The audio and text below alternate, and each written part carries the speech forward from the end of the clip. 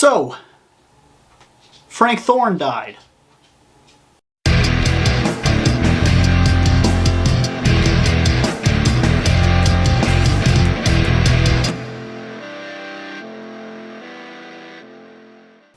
So right off the bat, some people went, who? And some people went, okay. And other people went, oh my God. And here's the thing. He wasn't exactly prolific. If you don't know who he was, okay. But in terms of how we view characters and how some of us appeal one character or one aspect of something like that and whatnot, he was more important to my life than I realized. And here's why. I was late to the party. We'll say that. When I was growing up, I had a Conan the Barbarian book, and I remember he fought this big, pink, fat, like, bulbous, tough monster thing. And, like, that's all I really remembered about it. It was kind of like this thing that never quite left my mind. And when I was growing up, there were two shows that were on the air that were affecting each other. One was Hercules, The Legendary Journey, and the other one was Xena, the Warrior Princess.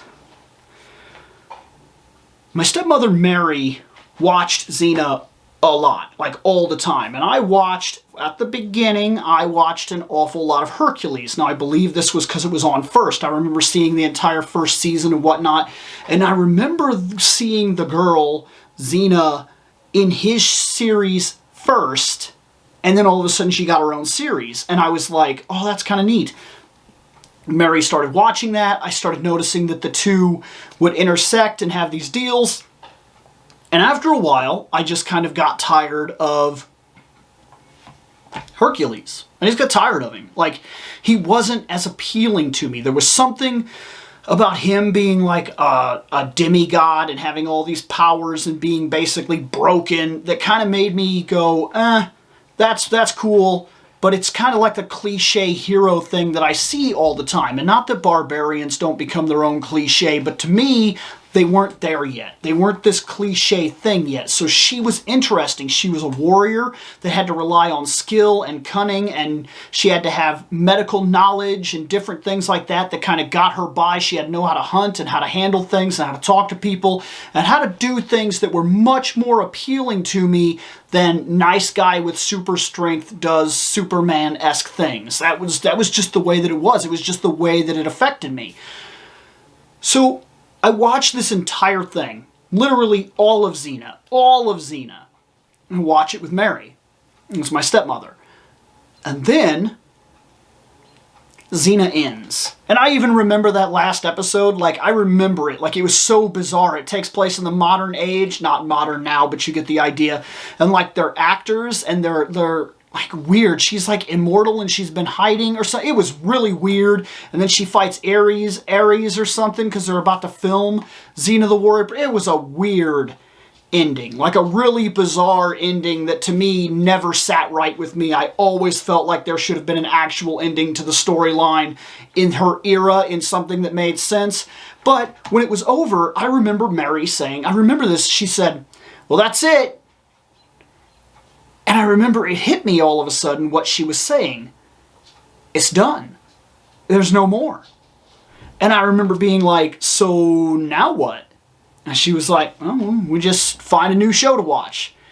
Well, me and Mary didn't exactly have that kind of relationship where I was going to sit down there and watch soap operas or some shit with her. So that show was kind of like the show that me and her kind of shared, and that was it. I still wanted more of that show in one way or another, and I didn't know exactly how to express it or why. It was just something immensely appealing about it, and it kind of got me into certain aspects, like it got me more into RPGs where you could make a character or go on a quest and you could make a barbarian sword-wielding shield person thing. Like that intrigued me a lot, and it's kind of what got me playing things like Diablo and whatnot, is something about that seemed somehow reminiscent. And it also may have very well added to the fact that in most games, I pick the female characters. Like, there's something about it that kind of pushes me back into that mind frame that I could make like a big, strong, burly dude guy with a shield and a sword or whatever, or I could make a more feminine, powerful, like Xena-esque warrior character, something about it appeals to me. It brings me back to that time that I was sitting there, that I was watching this show that appealed so much more to me than Hercules. And this mentality followed me my entire life. Oftentimes, and if you haven't figured it out yet, there's something wired that makes me prefer the female heroes. And it's not just I try to explain this all the time. It's not just a sex appeal thing. It's not like, I like superhero ladies. That's not what it is. There's something like, there's very few men cliche characters that I get behind, that I give a shit about. Like, a lot of them just feel very cliche and very overdone. And like, I loved Superman when I was growing up, but for some reason watching Hercules kind of drug it out. It kind of felt overdone. And I remember that left an impact on me that even today, like when I play Soul Calibur, I like Sophitia, I like Cassandra, I like to play as Taki, that ninja characters. Like, I'll admit I like Raphael in terms of using his fighting style over the girl Rose or whatever. Like, that's okay. So there are things, but I like the Hildebrand, I believe is her name. I like those characters more than I like the male characters, and it happens in comic books a lot too. I tend to like Batgirl more than I like Batman. And I know that all of this started all those years ago. Well, I go to a comic book store and I'm looking for stuff. And primarily I'm interested in picking up Spider-Man because that was the character that I was all about. I was Superman and Spider-Man, and Batman was cool, but Batman is a roller coaster for me. Batman can be so easily ruined. When Batman feels superhuman, I'm done. I don't give a shit. I'm tired of him. When Batman is overused, I'm done. When Batman is too perfect, I'm done. I like Batman to be what I read from the 80s books. I like him to be challenged. I like him to have to think. I like him to be more human. I like him to fail. That's part of the appeal, is Batman is willpower. He's determination. He's the things that we can actually accomplish if we are unwilling to, if we are willing to sacrifice and unwilling to yield. That's impressive to me. It's not impressive to me when Batman jumps into Arctic waters and blatantly says the human body can only withstand 3 minutes underwater. And then there's like a counter up at the top, and Tom King has him survive 5 minutes and 30 seconds underwater for some reason. And then he comes out and he's just like, I'm Batman. Don't give me a fucking break. I hate that. I hate that. And not that it doesn't happen with other characters as well, but like it really is a thing for me. It turns me off of those characters 100%. I hate it. So look, I go to the store, I go to the comic store, and I'm looking around, I find some Spider-Man comics, and I happen to glance something in the corner, and it really took me a second to realize what I was looking for. At first, it looked like maybe I wasn't even supposed to be looking at it because she was very risque. Like, she wore nothing. And I didn't realize yet that this was like just a thing in that universe. It was just kind of part of the barbarian fantasy-esque art thing. That style is just a part of that universe. Like Conan wears almost nothing. She wears almost nothing. The villains wear almost nothing. And there's certain archetypes that run with the barbarian that I kind of picked up from things like Diablo and whatnot, but it really hadn't hit me just how deeply ingrained this was into that material until I saw this image. And I remember it just kind of took me, and I picked it up and I kind of looked it over and I was like, man, this is really cool. And I bought it. I bought that. I bought a couple Spider-Man books. I bought a Batman book. I read the Red Sonja book, and something about it intrigued the hell out of me. And it was a simple story. She started in a bar. She has like a bar fight, basically. She's getting drunk with all the guys. She's just like a dude, basically, just an action dude. There was something about the way she was written that felt very different than other superheroes and the way that their women are treated. Mary Jane was the damsel in distress, and Gwen Stacy was the damsel in distress. And nobody felt like Xena in most of these books. Even something like Batgirl seemed like later, all of a sudden in my life, she was never necessarily a damsel, but it felt like it all of a sudden when she was the one that took the hard injury and was put in a wheelchair. Batman can break his back and he can get up and walk. He just gets up and walks away from it later on and fights a guy who is literally basically taking his place. He fights that guy outright in a fight to the death, and he wins that fight, and he just goes right back to being Batman.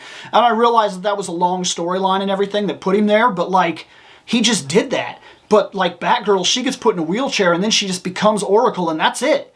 And not that that wasn't a brilliant character, because I will 100% admit that it was a brilliant character, because she was, and we did lose something by leaving that character, but there was something about the way that Red Sonja was done, something about the way that Xena was done, that these did not feel like normal female characters to me. They felt strong, empowered, they didn't take no bullshit, and they were very capable for themselves always. And they didn't have to be the overdone thing that's done today, where it's oftentimes in order to make your girl tough, you kind of make her an unlikable bitch, and that's like female empowerment and female strength, and that doesn't compute to me. Sonja oftentimes still had these moments where she opened up and she revealed that she was a person and she was making decisions, and she wasn't just completely cliche on one end being a notorious bitch, and that's what made her powerful, and she wasn't just over here on the other side being a damsel waiting for Conan or somebody to come around and save her. There was something unique about it. I must have read that book 20-something times, and I don't know why, but it just intrigued me like crazy. I remember studying the artwork and really looking at the sword and like getting into it, and kind of, I even had this weird fascination with the bikini thing, and it wasn't not what you're thinking, because that really wasn't it. I remember looking at her side and wondering how it was tied, and like weird things that I had no reason to think about, but I was studying the book inside and out. Like, I looked at the boots and I was like, how does this, like, why do they fold down, and yada yada, and like, it was little things that I never once stopped to think about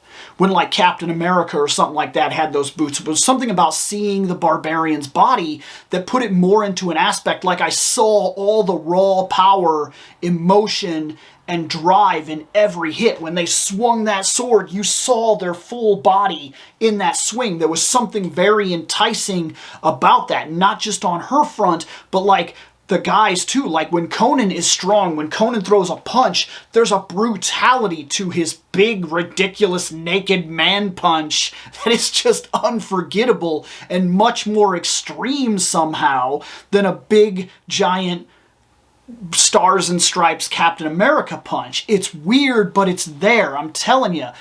And I was so addicted to the book that the next time I went back, I went specifically looking for just that. And I found like 7 or 8 of them in these bins where you just search the bins. I found like 7 or 8 of them. I got them, and then I kept doing that. I kept picking up different ones until before I knew it, I had an entire long box of these Red Sonja books, and they were all randomized. And that was another thing that somehow drew me in even deeper, is that it seemed like you could do almost any story with this character and you could do it out of order and it didn't matter. It felt somehow reminiscent of older comic books, where all of a sudden in Spider-Man I was getting to a point where it was Clone Saga this and the Trial of Peter Parker, and you had to buy this book and then that book and then this book and then that book, and if you missed anything you were fucked. And Red Sonja, you could pick up a book and read it, and even if you didn't get the whole story, like, there was something imaginative where I was like, this world was a new thing to me, where if I read it and I only had like part 1, part 2, and then I didn't have part 3, I would put it together in my head what I thought happened. And I even played, like when we played D&D, I even attempted a couple times just to be a barbarian character, and even played a female character 4 or 5 different times just because I wanted to basically be a Red Sonja character. And I've had a long-standing tradition where when I get a game, usually like EverQuest, yeah, like anything like EverQuest or something like that, I will find a barbarian-esque character and I will make a Red Sonja for my game. It's something that I just kind of do. It's just something that I've grown accustomed to doing. And that habit has been with me for a very long time and hasn't really gone away until very recently when I started working on my Barra Blondis idea, because I'm working on something which is almost a tribute to the Red Sonja idea, a very powerful, self-sufficient, badass sellsword female. I'm working on that right now, and I've been doing it for a long time. I just posted the first part of her backstory on Fandom with ReploidBill, the YouTube group page. So if you have any interest whatsoever, I posted the first part. That is not the actual artist rendition, it's just a random picture. But this guy, his character, his design influenced me from that point on. And it's a weird part of me that I've carried with me that kind of goes back to my stepmother through all these years. And not just my stepmother, but in a weird way, it was my mother that kind of got me started on this, because that imagery that shocked and amazed me, that never left my person all those years ago, my mom was the one that got me the Conan the Barbarian book, where he fought the weird giant pink buff monster thing. And I remember, when I'm looking back at it, I did the same thing with his comic that I did. I had Ninja Turtle comics. They were cool. I read them once, twice, whatever. I moved on. I read some Garfield. I did some stuff over here, and Tailspin comics and some DuckTales stuff and whatnot. I even had some like crazy Tales from the Crypt comics. But there was something about that Conan the Barbarian comic. I remember I kept going back to that. I kept watching that weird thing where the giant pink monster sits on the weird pyramid thing, and he comes up and he's got the sword and he's jumping, and like it grabs him and he stabs it in the arm and it lets him go, and he falls down and he cuts it on the ankle. Like, I remember that stuff. I don't even have that book anymore. But this had a profound influence on me that kind of changed certain things about me that I carry to this day. Now, I don't, like I said though, I don't play like in Soul Calibur, I don't play Astaroth, which would be the closest thing to a big Conan the Barbarian character. It's just, I prefer to play the women characters. And that really harkens to what he created with Red Sonja. Guys, it's weird to know almost nothing about somebody's work and then somehow be so massively influenced by their work that you never even realized it was happening. But those couple books, that creation that he made, that was a huge deal. A deal that I honestly am shocked, to this day am shocked, that it has had that kind of influence on my life and my personal creation, because like I said, I'm working on my own comic right now. So you know what? You, sir, were all win. 100% win. What you created, not just Red Sonja, what you created, what you did, the drive you had to tell stories was legendary. And may it live on. You were awesome. An honest shame that you are no longer with us to influence.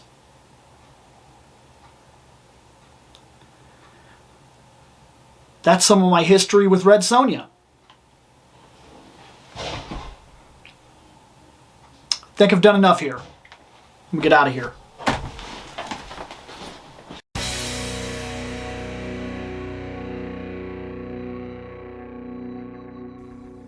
I have spoken. Take what you will from it.